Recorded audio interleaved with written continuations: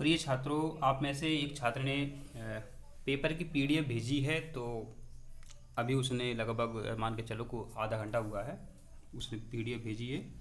आपको जैसा भी साफ दिख रहा है आप समझने की कोशिश करें, और हम आपको सीधे आंसर बताते हैं। दूसरी वीडियो में आपको सॉल्व करके ही बता देंगे, क्योंकि आपको सॉल्व करने से अभी क्या मतलब है। पर क्वेश्चन बहुत हमेशा की तरह केमिस्ट्री के, बायोलॉजी के सरल आते हैं, गणित के भी सरल आते हैं, फिजिक्स के हमेशा की तरह कठिन आते हैं। सो अभी भी आए हैं। हमने वीडियो में आपको कई बार बोला भी है फिजिक्स के क्वेश्चन कठिन आते हैं। तो फिजिक्स का वो केमिस्ट्री का आपको देखो बच्चों, यहाँ पर जो पहला प्रश्न उन्होंने पूछा है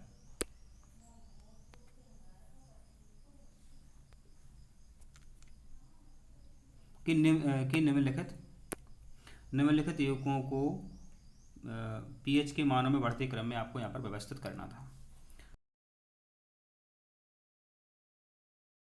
यहाँ उन्होंने बढ़ते क्रम में आपसे पूछा है, और पीएच ज़्यादा किसकी होती है? क्षारों की होती है। तो बाद में क्षार आएगा और पहले अम्ल वाला पीएच लिखा जाएगा। ठीक है, तो अगर आप इनको व्यवस्थित करते हैं क्रम में तो बच्चों आपका जो आंसर है, हम दूसरा वीडियो बनाएंगे तब आपको पूरा विस्तार से बताएंगे, अभी टाइम लग जाएगा आपको बताने में। अब ऊष्मीय वियोजन जो है बच्चों, इसका जो आंसर है बच्चों, मेरे हिसाब से इसका आंसर जो है, इसका आंसर करेक्ट डी होना चाहिए। ठीक है, इसका जो करेक्ट आंसर है डी होना चाहिए। डी नहीं, इसका करेक्ट आंसर है बच्चों आपका ये सी होना चाहिए। क्या? सी होना चाहिए, क्योंकि हमने भी आपको कई बार बोला कि ऊष्मीय वियोजन ये कैल्शियम कार्बोनेट का होता है तो कार्बन डाइऑक्साइड बन जाती है।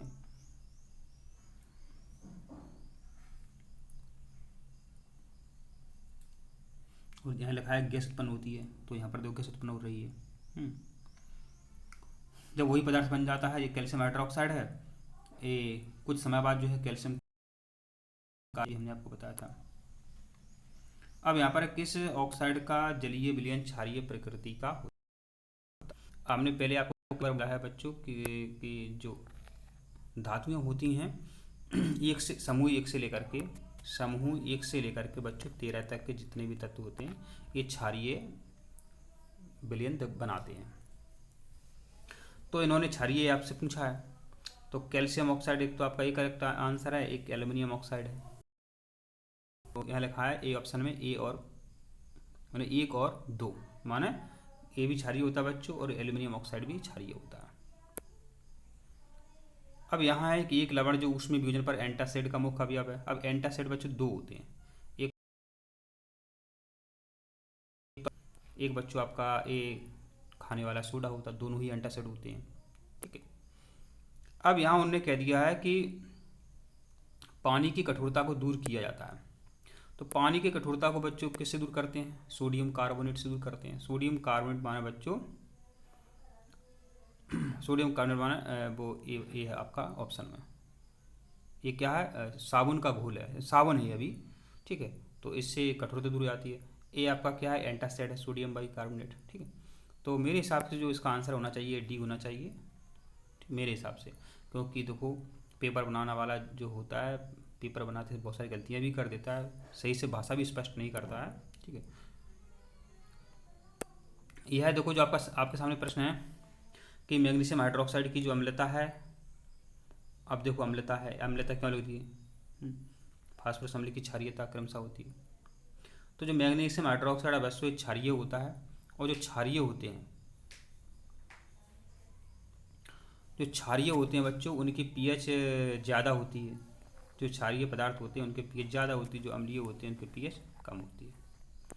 अब इन्होंने संख्या भी लिखी है, तो ज़्यादा किसकी होती है? क्षार की होती है।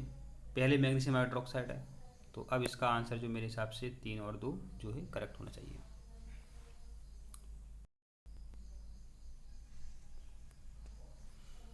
प्लास्टर और पेरिस का जमना किसके कारण होता है? तो ये सभी को पता है, जब किसी की हड्डी टूट जाती है तो एक सीमेंट जैसा पदार्थ होता है, उसमें पानी मिलाते हैं, माने योजन, पानी का योजन करते हैं। पानी का योजन करते हैं बच्चों, फिर वो उसको अपन हाथों में चढ़ा देते हैं, प्लास्टर बोलते हैं उसको। तो प्लास्टर और पेरिस जो है बच्चों इसमें जल मिलाते हैं। अब ये प्रश्न जो है कक्षा 8वीं में है 7वीं में हमेशा ये प्रश्न मिलता है कि अंडे का छिलका है, इसको HCl के विलयन में डाल दिया, ठीक है, तो गैस उत्पन्न होगी, सीधी सीधी बात है, और लचीला हो जाएगा अंडा आपका। तो आपका आंसर इसमें क्या है? 1 बिलियन कुचले हुए अंडे के छिलके के साथ अभिक्रिया करके गैस देता है, जिसका उपयोग आग बुझाने वाले यंत्र में किया जाता है। तो इसका आंसर जो बच्चों HCl होना चाहिए।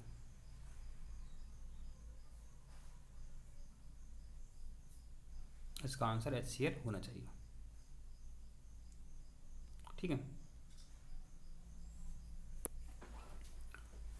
अब पीएच पेपर की यहाँ पर बात हो रही है। 2 प्रकार के पीएच पेपर होते हैं, घोल X है, घोल Y है। पीएच पेपर का रंग X में बच्चों जो पीला हो गया और Y में नीला हो गया, ये जो Y है इसमें नीला हो गया। तो अम्ल जो है बच्चों अम्ल जो है नीले को लाल, और क्षार जो है लाल को नीला कर देती है, क्षार जो है लाल को नीला कर देती है। तो Y जो है क्षार होना चाहिए, बाद में क्षार होना चाहिए। तो क्षार इस ऑप्शन में भी, इस ऑप्शन में भी है। ये तो आपके गलत हो गए, ये मतलब डी और जी और बी गलत हो गए। अब पीएच का पेपर रंग X में जो पीला हो जाता है, माने इसका जैसे का तैसा ही रहा, सिंपल सी बात है। अब उसने लाल नहीं लिखा, अब ये क्या कह सकते हैं, इसलिए इसका आंसर जो बच्चों करेक्ट ए होना चाहिए, करेक्ट ए होना चाहिए, क्योंकि वो आंसर शीट का आंसर तो वो बाद में देते नहीं, उन्हें गलती है, देनी चाहिए। अन्य परीक्षाओं में वो आंसर शीट भी देते हैं 1-2 दिन बाद, उनकी इच्छा किस उत्तर को वो सही मानते हैं। तो 2-3 नंबर का फर्क पड़ जाता है बच्चों का। प्रबल अम्ल का चयन कीजिए। यहाँ पर देखिए इसका आंसर तो सब बच्चों ने सही किया होगा, सल्फ्यूरिक अम्ल यहाँ पर प्रबल अम्ल है। मिथाइल ऑरेंज है बच्चों अम्लीय माध्यम में ये लाल और क्षारीय माध्यम में ये पीला दिखता है, ठीक है। और किस लवण में क्रिस्टलीकरण का पानी नहीं होता है, हमने आपको कई बार बताया है कि इसका आंसर क्या है, बेकिंग सोडा है। बाकी के जो सूत्र हैं इनको सूत्र लिखोगे तो आपको पानी इसमें आपको मिलेगा सूत्र में, लेकिन बेकिंग सोडा में पानी मिलता है। अब ये प्रश्न जो लेड नाइट्रेट वाला कक्षा 10 का पहले ही का पन्ने का ही प्रश्न है। तो यहाँ पर देखिए जो आपका डी ऑप्शन है, यहाँ पर डी ऑप्शन है, पीला अवशेष बचता है, तो ये तो एकदम करेक्ट आंसर है, पीला अवशेष बचता है। तो मेरे हिसाब से इसका आंसर बच्चों डी होना चाहिए, ठीक है। तो इसका तो आंसर सभी बच्चों ने सही किया होगा। अब मैग्नीशियम ऑक्साइड के निर्माण की प्रक्रिया में मैग्नीशियम गुजरता है।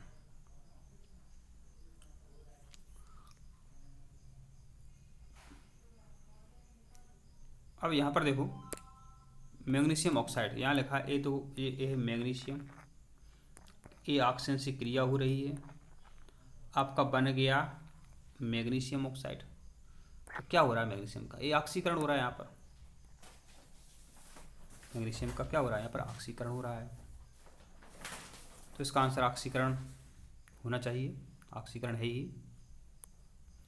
कौन सा संतुलित रासायनिक समीकरण है, तो ये इस तरीके के प्रश्न फ्री का नंबर देने के लिए होते हैं। जोड़ लेना, ये 3 Fe हैं, 3 Fe इधर भी हैं, देखो 4 दूनी 8 हाइड्रोजन है इस तरफ, इधर हाइड्रोजन जोड़ लो, 4 दूनी 8 हाइड्रोजन है। ऑक्सीजन देखो यहाँ पर 4 हैं, इधर भी 4 हैं, तो इसलिए आपका जो है एकदम करेक्ट आंसर आपका बी है। कई बच्चों की केमिस्ट्री में पूरे के पूरे नंबर आ रहे हैं, एक बच्चे ने वो भेजा था, उसके मात्र 1 नंबर कम हो रहे हैं केमिस्ट्री में। इसी तरह जब बायोलॉजी का पेपर आपका होगा इसी तरह सरल आएगा आपका। तो अब कुछ क्वेश्चन क्या कक्षा 11वीं के वो दे देते हैं। तो ये जो प्रश्न है आपका, इसमें क्या है, ब्रोमीन अपचयित भी हो रहा है और ब्रोमीन यहाँ पर ऑक्सीकृत भी हो रहा है। इसमें कौन सी रेडॉक्स क्रिया नहीं है, तो इसका आंसर किसने नहीं लगाया होगा, सभी ने इसका आंसर सही किया होगा। ये देखो शुद्ध चूना पत्थर का ये प्रश्न है, इन्होंने क्या है एक किस्म क्या कर दिया कि 20 ग्राम, किताब में 40 ग्राम का था, ठीक है। तो यहाँ आपका ये आंसर बच्चों 1.76 ग्राम आपका ये आंसर यहाँ पर बनता है। कौन सा अणु लुईस अम्ल के रूप में कार्य करता है, तो BF3, ये आपका इसका आंसर आपका ये सही है। एक छात्र जो है एल्यूमिनियम और क्लोरीन से क्रिया कराता है, तो कुछ क्वेश्चन पूछते हैं सरल, वो आपसे गलत नहीं होने चाहिए। क्लोरीन 3 होते हैं, इस तरीके से होते हैं, ठीक है। इस तरीके एल्यूमिनियम की क्रिया क्लोरीन से हुई तो क्या बना, AlCl3 बना। 3 क्लोरीन है तो 3 क्लोरीन यहाँ कर दिया, ठीक है, एल्यूमिनियम के क्लोरीन से हुई। क्लोरीन 2 होते हैं, इस तरीके से होते हैं, क्लोरीन हमेशा Cl2 लिखा जाता है, तो यहाँ पर 2 लिखना पड़ेगा क्योंकि 2 एल्यूमिनियम, यहाँ भी 2 करना पड़ेगा। तो 2 एल्यूमिनियम, 2 कहाँ, ऐसा कहाँ मिल रहा है अपन को, 2 एल्यूमिनियम 3 क्लोरीन, इस तरीके से अपन देखते हैं तो ये सी ऑप्शन जो है आपका यहाँ पर बनता है। किस अभिक्रिया का उपयोग ब्लैक एंड वाइट फोटोग्राफी में किया जाता है, तो सबको पता है, अपघटन अभिक्रिया, क्योंकि ये इतना सरल था कि AgBr जो है इसका अपघटन हो जाता है Ag में और Br में ये अलग हो जाता है टूट के। उदासीन लवण है, ठीक है, तो इसका उदासीन लवण जो है आपका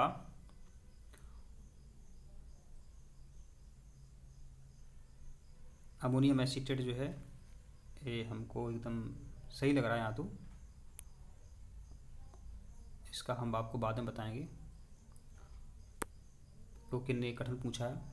प्रबल अम्ल और प्रबल क्षार से जो बनता है उदासीन लवण होते हैं, निकाल के देखेंगे अभी। पेंटेन के समावि कितने होते हैं, तो पेंटेन के समावि बच्चों 3 होते हैं, मेरे हिसाब से पेंटेन के 3 समावि भी होते हैं। ये देखो कितना सरल प्रश्न आया, कल ही हमने आपको इसकी ट्रिक्स दी थी, उस ट्रिक्स का आप इस्तेमाल करो, उस ट्रिक्स का आप इस्तेमाल करो तो आप इसका आंसर निकाल सकते हैं, ठीक है। तो पहले बच्चों 10 आना चाहिए, ठीक है। 10 से अधिक क्रियाशील सीसा है, सीसा, तांबा और पारा।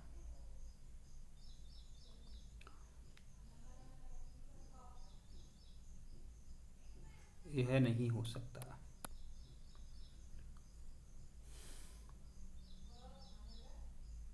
सही यही है, पारा सर्वाधिक क्रियाशील है।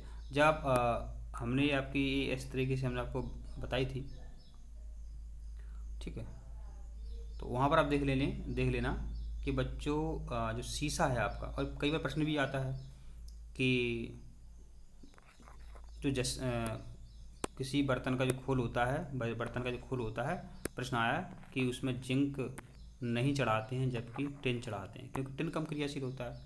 तो पहले इन्होंने लिखा है टिन सबसे कम क्रियाशील है, और आप क्रियाशीलता की श्रेणी देख लेना, क्रियाशीलता की आप श्रेणी देख लेना, आपके पास क्रियाशीलता की श्रेणी है तो इस तरीके का आंसर आपके सामने निकल के आ जाएगा। टिन से ज़्यादा क्रियाशील सीसा होता है, सीसे से अधिक क्रियाशील तांबा होता है, तांबे से अधिक क्रियाशील पारा होता है। पारा सबसे नीचे मिलेगा आपको क्रियाशीलता श्रेणी में, अभी देख लो आप।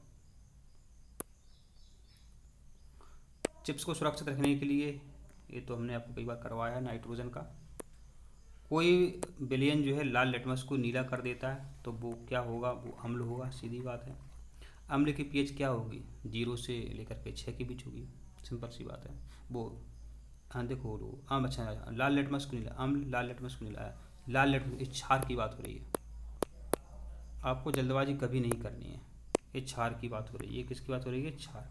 क्षार क्या करते हैं, लाल को नीला कर देते हैं, क्षार लाल को नीला कर देते हैं, और क्षार की भी 7 से ज़्यादा होती है, तो ये जैसे का तैसा पूछा गया है। प्रश्न है कि बोरोन एक धातु है, तो 13वें समूह के बच्चे बोरोन है, वेरी गुड, इस बच्चे ने लिखा है। तो 3 इलेक्ट्रॉन जो है इसके बाहरी कक्ष में है, ठीक है, 3 इलेक्ट्रॉन इसके बाहरी कक्ष में है। अब यहाँ पर समझो बोरोन एक धातु है, इसे समूह 13 में रखा गया है, यह अन्य तत्वों के साथ क्रिया करती है। तो देखो इसके बाहरी कक्ष में बच्चों 5 इलेक्ट्रॉन होते हैं, जब इलेक्ट्रॉन विन्यास लिखेंगे तो 5 होते हैं, ठीक है। 3 इलेक्ट्रॉन तो ये त्याग सकता है, इसको क्या बनाना है, अष्टक बनाना है, सीधे अष्टक बनाना है, तो 3 में इसको 5 इलेक्ट्रॉन और जोड़ने पड़ेंगे, कई बार हमने आपको बताया 3 में 5 इलेक्ट्रॉन जोड़ने पड़ेंगे, तो ये ठीक है, तो 5 इलेक्ट्रॉन का ये साझा करेगा, 5 इलेक्ट्रॉन का ये साझा करेगा और ये अपना अष्टक बना लेगा। नहीं समझो बात इसको, तो 5 3 8 3 एक हमने गलत बता दिया, इसके बाहरी कोश में 5 इलेक्ट्रॉन ही निकल रहे हैं, सही बात है, इसके बाहरी कोश में बच्चों 5 इलेक्ट्रॉन निकल रहे हैं, ठीक है, निकल रहे हैं। अब लिखो अपन, इसका ऐसे होता है NS² NPQ कक्षा 11 में। अब ट्यूशन लगा पता होगा 3 2 5 तो इसके बाहरी उसमें ही 3 इलेक्ट्रॉन का इसको साझा करना है। तो वेरी गुड बच्चा, आपने सही किया है 3 इलेक्ट्रॉन का साझा करके। एथेन का ये आणविक अणु सूत्र है बच्चों, इसको हमने कई बार बताया आपको कि इस तरीके से लिखना है आपको। एथेन हो गया 6 1 2 3 4 5 6 1, ये जोड़ेंगे अपन इस वाला, तो टोटल मिलाकर के आपके जो 7 सह संयोजक आवर्त यहाँ निकल के सामने आते हैं। आवर्त सारणी में अपन बच्चों जब बाएं से दाएं चलते हैं तो धातु की प्रकृति जो है घटती है, क्योंकि अधातु हो जाते हैं दाहिनी तरफ चल करके। तो बच्चों मुझे लगता है केमिस्ट्री में हमारे वीडियो से लगभग 1-2 क्वेश्चन छोड़ करके सभी क्वेश्चन हमारे वीडियो से आए हैं, और 1-2 तो आउट हो ही जाते हैं, चाहे कोई कितना भी अच्छे टीचर हो। किताब में से तो पूरे आउट ही हो जाते हैं, किताब में से फंसता ही नहीं है। धन्यवाद।